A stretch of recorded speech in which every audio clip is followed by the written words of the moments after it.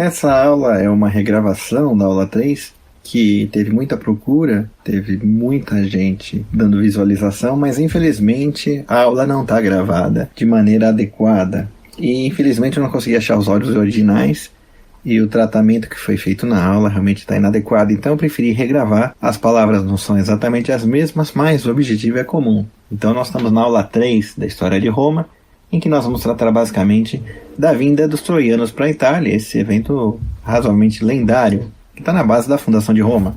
Quando eu digo Guerra de Troia, obviamente eu vou estar usando fortemente a questão da mitologia grega. Tem que lembrar que a Guerra de Troia é um dos 3 grandes ciclos de histórias do conjunto de histórias temáticas que a mitologia abriga, e é o último deles. Ele meio que resume e usa todas as origens e os ciclos anteriores. Então, assim, a Guerra de Troia, ela usa realmente tudo aquilo que foi narrado pelos poetas gregos, né, para poder consolidar a sua história. E vamos assim, é o fim da Idade de Ouro, dos heróis que geraram a chamada mitologia grega. O primeiro grande ciclo é o ciclo de Hércules, e todas as histórias conectadas, desde a origem de Hércules e os 12 trabalhos de Hércules, que é o ciclo mais comum que a gente ouve, né? Depois existe o ciclo tebano, que basicamente é a história de Édipo, começa a surgir um pouquinho antes da maldição da família dele, do colar de harmonia, avança 2 gerações depois na família, Eteocles versus Polinices, e mais tarde a Guerra dos Epígonos. Eteocles versus Polinices está dentro do grande contexto dos 7 chefes contra Tebas.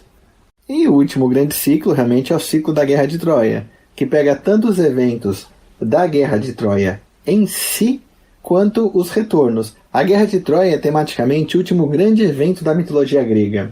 Da segunda parte do ciclo da Guerra de Troia é o ciclo dos retornos.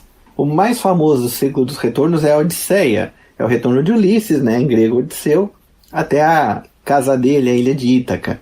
Mas também é narrado retornos dos outros heróis, como Diomedes, e retorno de Agamenon, que deu o ciclo do assassinato dele por Clitemnestra, e o ciclo de Orestes e Electra, o ciclo de Menelau, que está integrado na Odisseia, já que na própria Odisseia o filho do Ulisses, Telêmaco, visita Menelau conta o que aconteceu com ele no Egito, e, vamos dizer assim, o enxertado, outro grande ciclo, é o retorno, vamos dizer, no caso o retorno, é a fuga de Enéas de Troia, carregando os refugiados troianos para longe do teatro da guerra.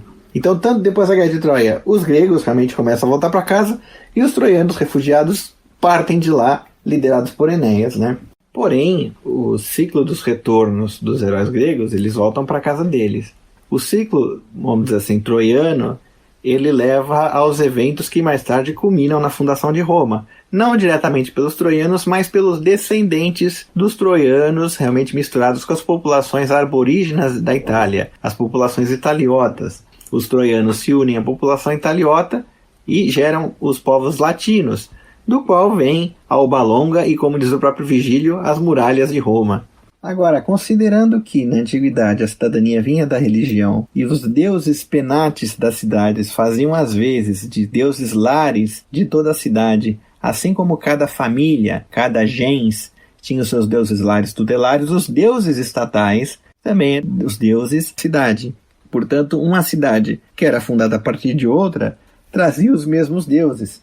Então vamos dizer assim, Córcira, por ser colônia de Corinto, tinha os mesmos deuses de Corinto. Assim, Lavinium, que foi fundada pelos troianos, tinha os mesmos deuses de Troia. Alba Longa, fundada pelos colonos de Lavinium, também tem os mesmos deuses de Lavínia e Troia. E Roma, fundada como uma colônia de Alba Longa, também trazia os mesmos deuses de Alba e Lavinium e Troia.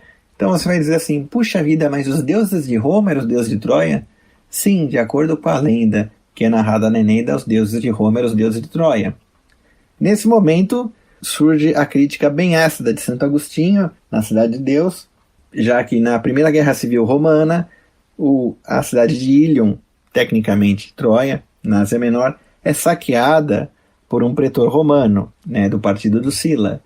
Então Agostinho fala, os deuses são os mesmos de Troia e Roma, mas então Troia permite com que o romano saqueie ela? Bom, esse tipo de sacrilégio acontecia mesmo, né? Tanto é que Córcira se lutou contra Corinto na Guerra do Peloponeso. Então vai dizer que Córcira, os deuses iguais de Corinto estavam lutando contra os da cidade-mãe? Estavam, né? O paganismo, nesse ponto geopolítico, como ele envolvia os deuses e as religiões brigando, ele era extremamente limitado, né, nesse ponto. Mas realmente, pela ortodoxia pagã, os deuses de Roma eram os deuses de Troia. Claro que alguém pode dizer assim, né? Puxa vida, os deuses de Troia então foram tão incompetentes para proteger a cidade dos gregos. E em Roma eles ficaram tão fortes que em 160 até 145 a.C. derrotaram a Grécia e deram o troco.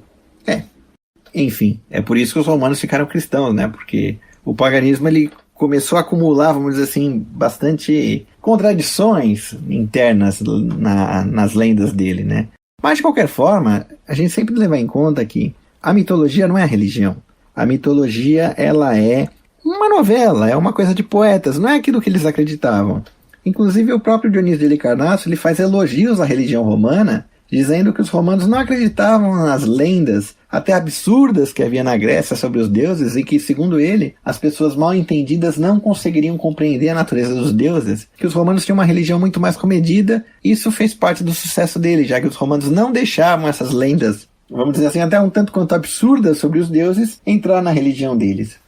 Mas enfim, a Eneida, escrita pelo poeta romano Virgílio, como grande épico nacional romano, assim como tem os Lusíadas realmente para Portugal, a Eneida, ela é maravilhosa, entendeu? É muito fácil se perder na maravilha da Eneida, discutindo as originalidades de Roma. Realmente não dá para se falar mais da fundação de Roma sem entender realmente a Eneida e sem entender a maravilha da Eneida.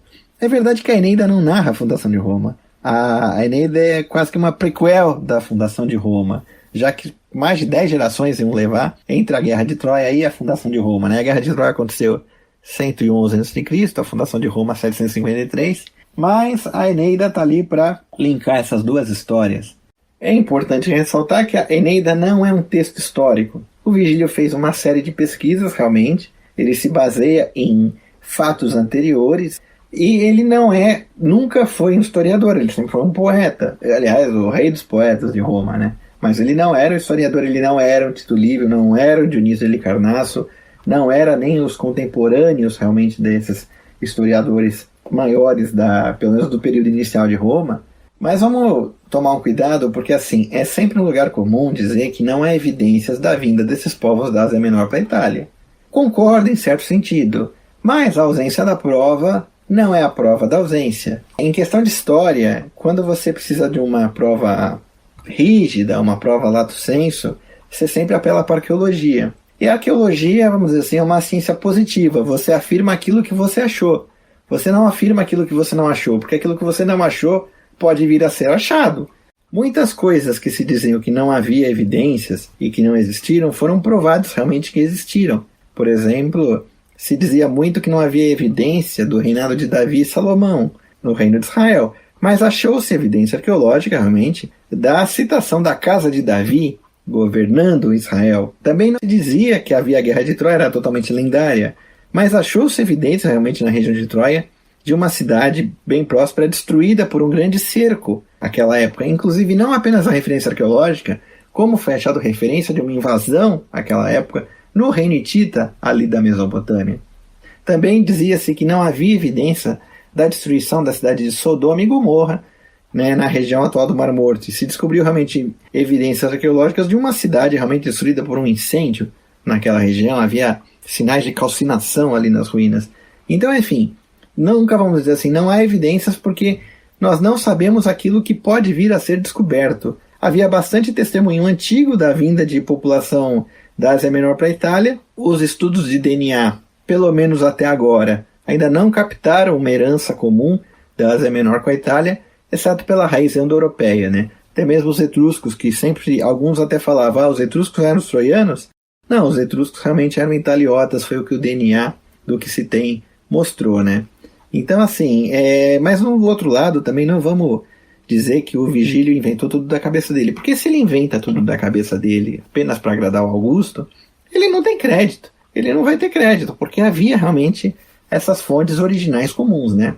Lembrando mais uma vez a teoria dos 4 discursos do nosso querido professor Olavo, o discurso poético no qual a Eneida se integra, ele é um discurso, vamos dizer assim, de possibilidades, né? É um discurso daquilo que poderia vir a ser. Então, por exemplo, trechos, vamos dizer assim, mais românticos da Eneida, como o amor de Enéas por Dido, evidentemente é uma possibilidade, é aquilo que viria a poder a ser. Então ali se integra o quê? No discurso poético. A Eneida é um discurso poético. Por outro lado, o discurso retórico, que é o discurso verossímil, que você encontra, por exemplo, no Dionísio de Halicarnasso, onde ele recria os discursos políticos dos personagens de Roma. Por exemplo, nas aulas 34, 35, 36 da nossa história, a gente vê os discursos que os personagens históricos faziam durante a formação do tribunato da plebe.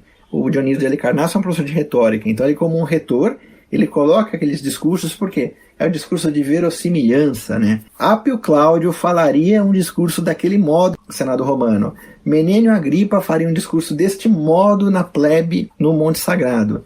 Então daí realmente vem o discurso verossímil, né?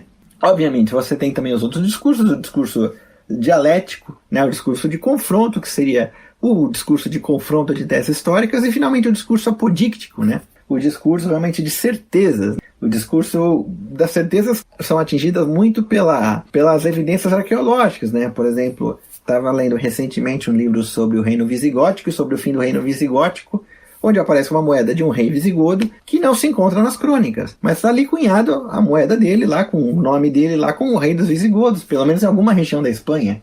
Então isso aí é apodíctico, né? É certeza, aquela moeda é real, é daquela época. Houve aquele rei, ou pelo menos um homem que se chamava rei, que cunhou aquela moeda provavelmente tinha curso. Então isso aí já é um discurso de certeza histórica. As fontes, vamos dizer assim, rígidas da história arqueológica, elas dão a certeza do discurso histórico, mas muitas vezes tem que pegar essas fontes e fazer a dialética com as fontes que você tem primárias, né? Então assim, vamos sempre respeitar essas fontes e entender que elas se integram em diversos níveis do discurso histórico, que também está submetido à teoria do conhecimento humano e à teoria dos 4 discursos. Agora, também não vamos transformar tudo em análise política, porque muitas vezes você quer pensar na Eneida como uma revanche dos troianos contra os gregos, já que mais tarde, séculos no futuro, Roma vai conquistar a Grécia. Só que isso assim, não cai nessa falácia histórica, né, de quem realmente está carregado ideologicamente quer contar a história, porque tem que ter também um certo grau de verossimilhança nisso. Os romanos queriam dar revanche dos gregos na época do Augusto, mas os romanos já tinham conquistado a Grécia há 150 anos. Há esse conflito entre a mentalidade romana, a prática, vamos dizer assim, até um pouco aristotélica, para poder fazer as coisas acontecerem, versus a mentalidade grega, especulativa, platônica. Bom, que havia realmente conflito, vamos dizer assim, de pensamento entre romanos e gregos, havia, acho que sempre houve, sempre haverá, e assim como os amantes de Platão versus os de Aristóteles, havia os amantes da Grécia versus os de Roma. Eu, modéstia à parte, me encaixo nos amantes de Roma, obviamente pelo tema que eu trato, mas não tinha por que os romanos fazerem uma obra dessa para poder ir na revanche dos gregos, né? E até você quer saber, a integração da rivalidade entre Grécia e Roma é articulada no Império Bizantino, que era um império que estava baseado na conquista política, militar e de direito dos romanos, né? Eles chamavam de romanos, romanoi, né? Eles se diziam Império Romano, eles eram efetivamente Império Romano, mas estava ali numa cultura grega toda, né? A parte realmente italiana dele já tinha sido perdida com a debacle do exarcado de Ravenna. Então, você vê, mesmo essa briga entre romanos e gregos, essa briga cultural, né? Você tem a integradora, que é o Império Bizantino. Então, assim, não cai nessa esparrela de dizer que a Eneida foi escrita para os romanos enfiarem o dedo no olho dos gregos. Isso é uma esparrela. Agora, tenha em mente que o Dionísio de Halicarnasso, também na época do Augusto, contemporâneo de quando Virgílio escreveu a Eneida, ele escreve o livro maravilhoso Antiguidades Romanas, que é uma das nossas fontes, porque ele diz mesmo, que ele percebe que os gregos não entendem como Roma atingiu a grandeza toda. E então ele escreve aquele livro dele de história em grego, para que os contemporâneos deles também pudessem entender a história de Roma. Agora, não é só ele não, o Políbio, que é contemporâneo realmente da tomada da Grécia. Não só contemporâneo, é uma das vítimas das circunstâncias e um dos primeiros legados dos romanos na Grécia derrotada. O Políbio também escreve as histórias dele para tentar entender o que foi esse cataclisma, né, que fez com que a jovem República Romana dominasse o Mediterrâneo inteiro, inclusive a Grécia, né. Então, assim, esse debate cultural existia já naquela época, existia antes da época da Eneida, e vai existir, vai até a Idade Média, vai até o Império Bizantino, né. Falando do ponto de vista realmente prático da formação da Eneida, você tem que a Eneida ela é composta de 2 partes. A primeira parte lembra a Odisseia, a segunda parte lembra a Ilíada. A primeira parte que lembra a Odisseia é realmente a fuga propriamente dita dos troianos da região lá da Frígia, da região de Troia, né? Para poder, passeando pelo Mediterrâneo, né? Se é que se dá para falar passeio, né? Navegando pelo Mediterrâneo, parando na Sicília, parando em Cartago e chegando na Itália. E a segunda parte é a parte realmente que parece a Ilíada, né? A Ilíada, que é uma narração de um evento durante a Guerra de Troia, é uma descrição, assim, não vamos dizer assim que é de estratégia militar, mas uma descrição de duelos, né? De batalhas ali, né? E a segunda parte da Eneida tem também isso aí, que é basicamente as lutas que os troianos têm que ter com os aliados italianos deles para poder se consolidar ali na Itália e poder viver ali, né? Já que tem gente que se opõe realmente à chegada dos troianos ali. Agora, de fato, Homero não teve o problema geopolítico realmente que o Virgílio teve, né? Porque o Virgílio, em algum momento, ele começa a falar do futuro de Roma ali, enquanto o Homero não tem pátria, né? O Homero fala do universo. A própria descrição do escudo de Enéas, narrando eventos do futuro da história de Roma, é diferente da descrição do escudo de Aquiles. O escudo de Aquiles, vamos dizer assim, narra a natureza, o universo. E você vê realmente ao longo da Eneida que o Virgílio coloca uns flashbacks do futuro da história de Roma, da fundação, do Rômulo e Rêmulo, do Marcelo, sobrinho do Augusto, que seria o sucessor que morreu. Diz a lenda até que na hora que o Virgílio declama para Augusto, a irmã dele desmaia de tristeza. E ao longo da Eneida, Júpiter diz que não vai colocar fim no Império Romano, né? Isso aí fica meio datado, porque toda vez que você coloca política, né, no que você está falando, aquilo fica datado. Porque no momento aquilo era importante, mas depois fica ridículo, né? Quando você lê, por exemplo, que o Júpiter fala para Vênus, eu não coloquei limites no Império Romano. E você fala, meu amigo, o Império Romano acabou há 1600 anos, isso é ridículo, né? É sempre datado. Por isso que, por exemplo, eu aqui nessas aulas, eu tento evitar ao máximo colocar fatos de eventos do momento. Pelas entrelinhas, a gente põe alguma coisinha lá, quem for desperto captura. Mas depois que passa os eventos, aquilo ali empobrece demais o texto. Essa parte da Eneida, desculpa, é até meio triste, até meio risível, assim, entendeu? Falar isso. Mas o mérito tá lá, né? É uma releitura da antiguidade, né? Você estava num período em que a República Romana tinha acabado, o mundo estava chocado que aquela instituição bonita, né, da República Romana, virtuosa, tinha acabado, né? Tinha entrado em decadência, guerra civil, guerra civil, guerra civil. O Augusto, ele toma o poder no final da Terceira Guerra Civil, todo mundo estava cansado já, entendeu? Os mais velhos tinham sido assassinados, ou eram crianças na época da República mesmo formada. Então, a Eneida meio que é uma releitura, né? Flashbacks do futuro, se é que se pode dizer assim, é uma releitura da antiguidade, tentando entender a própria antiguidade. E também é uma leitura da própria mitologia grega, porque realmente com a fundação de Roma, ela liga o grande ciclo mitológico ao ciclo histórico, porque você realmente tem o fim do ciclo da Guerra de Troia, e você liga ao ciclo de Rômulo e Remo, ao ciclo da fundação, que é a fundação de Roma, e conforme vai se avançando na monarquia, na República Romana, você vê que a lenda começa a acabar e começa a tirar a história.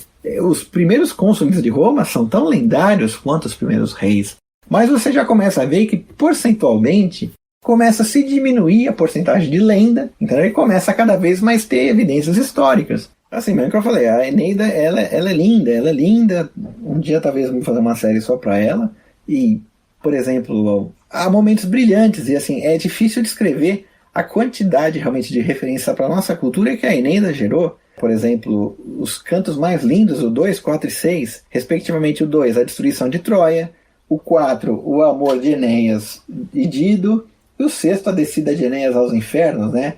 Também como uma leitura da descida de Ulisses aos infernos para ver Tiresias, e assim como Tiresias também vaticina no inferno não, Hades, né? O mundo dos mortos, Sheol, mansão dos mortos, assim como também Tiresias vaticina para Ulisses no Hades, assim também o pai do Enéas, o Anquises, vaticina as grandezas de Roma no Hades ali.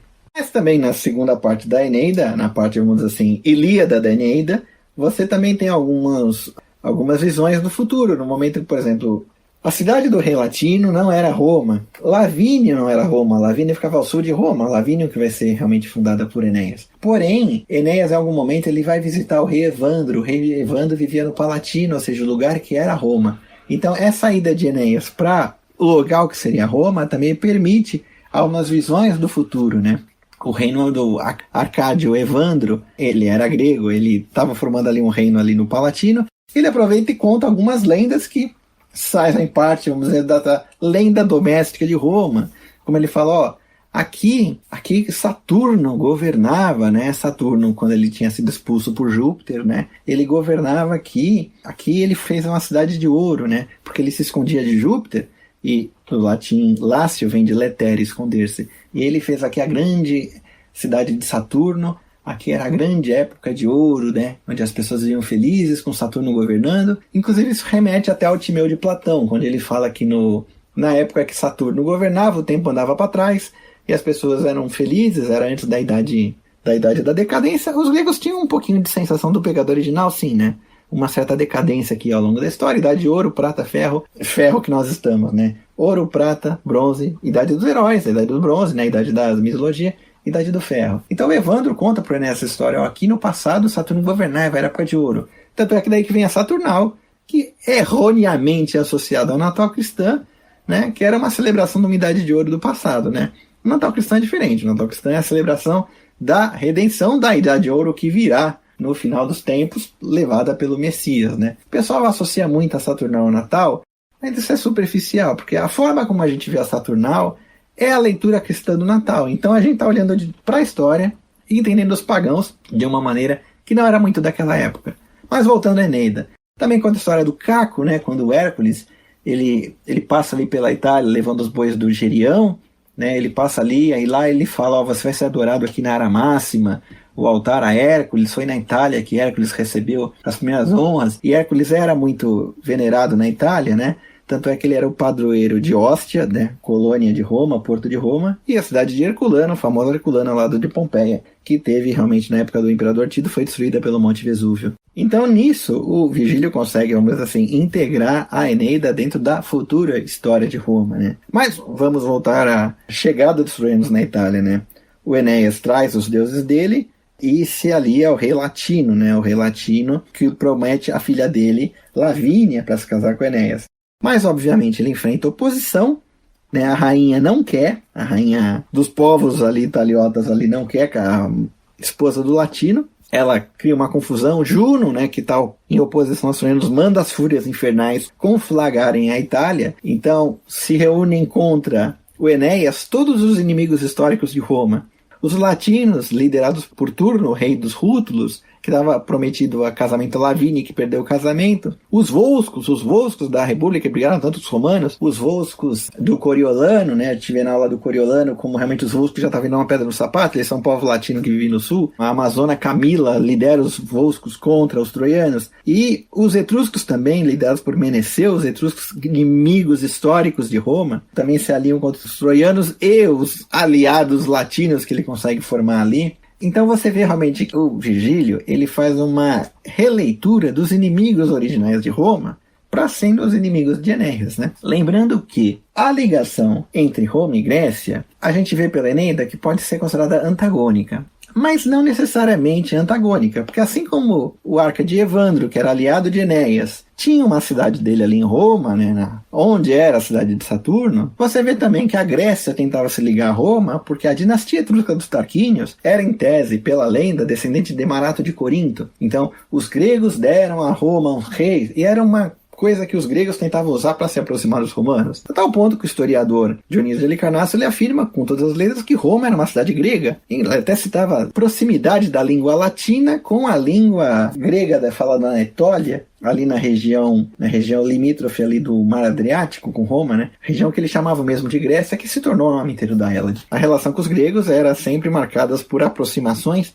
e afastamentos, né? Afastamentos no sentido que os troianos deram origem a Roma, então eram inimigos, e aproximação no sentido que Roma estava no lugar onde havia uma colônia de Árcades, onde um rei de Roma era descendente dos gregos, enfim. Essas releituras assim da história que acabam entrando na Eneida, elas dão muita profundidade na Eneida, e quem fica lendo a Eneida só do ponto de vista literário acaba perdendo realmente essas referências históricas que o Virgílio coloca. E o Virgílio não colocou nada do outro mundo, porque se ele tivesse colocado, obviamente, o pessoal da época dele ia se voltar contra ele para dizer para ele que aquilo ali tudo era inventado da cabeça. Uma das coisas realmente que o pessoal tem, que foi meio que inventado, foi a passagem dos troianos por Cartago, né? Cartago e Roma vão fazer o maior duelo da antiguidade, o duelo que decidiu realmente a alma da nossa civilização ocidental. apesar de realmente haver a Macedônia ali como grande potência, quem realmente marcou a história do Ocidente foi a briga entre Roma e Cartago. E, em tese, o amor entre Enéas e Dido mal-sucedido sela, vamos dizer assim, a inimizade entre Roma e Cartago, no momento que Dido, apaixonada por Enéas, se mata porque Enéas vai embora, né, porque Enéas tinha um destino de fundar uma grande cidade no Lácio, que seria a dominadora do mundo. Quer dizer, fundar aqueles que dariam origem à cidade que seria a dominadora. No leito de morte, amaldiçoa os romanos e fala, agora serão litorais versus litorais, né? Roma versus Cartago. Não Roma, né? Os descendentes dos troianos. Então tem essa releitura do passado, mas mesmo assim, todo mundo já sabia, ponto pacífico, aquilo ali era poesia do Virgílio, né? Era a poesia do Virgílio. Mas, realmente, a parte da segunda metade da Eneida, do reinado do Evandro, do altar de Hércules, reino de ouro de Saturno no Lácio, isso aí realmente era uma coisa que eles sentiam que havia por trás, realmente, alguma evidência da antiguidade ali, né? No vídeo dos Sabinos, a gente comenta até como Sabinos, esse povo italiota que vivia ali, na região que eles chamam de Ager Sabinos, provavelmente eram descendentes de uma colônia de espartanos, né? Era o que o pessoal na antiguidade tinha em mente. Mas enfim, continuando a história, basicamente Enéas vence, mata Turno, né? Os troianos vencem com os aliados ali, italiotas, eles se reúnem num povo só, chamam-se de povos latinos, em homenagem ao sogro dele, né? Em homenagem ao rei latino. Enéas se casa com Lavínia, né? Tem mais um filho, e esse filho dá origem àquele que seria os reis de Alba Longa, né? A cidade que o Enéas funda é Lavínio, em homenagem à esposa. Enéas morre e passa a ser adorado como o nome de Júpiter indigete, né? Júpiter indígena, né? Lembrando que sempre o ancestral ele entra dentro do culto do lar sagrado, a gente já viu isso nas aulas da família romana. Segue o ciclo de descendentes dos reis de Alba, até que finalmente o rei de Alba no mito era destronado pelo irmão Amúlio. Rômulo e Remo, após várias peripécias, recuperam o trono para o avô, lembrando que Rômulo e Remo eram filhos do deus Marte, porque a mãe deles foi transformada em virgem vestal pelo tio, né, e o oráculo falava que Rômulo conseguiria trazer de volta o trono perdido. Enfim, Rômulo e Remo fundam Roma, no caso mais Rômulo, né? Remo a gente vai ver depois que é assassinado, infelizmente. Mas aí a integração realmente do mundo da Eneida com o mundo da lenda da fundação de Roma, exatamente. Como eu falei, isso aqui é só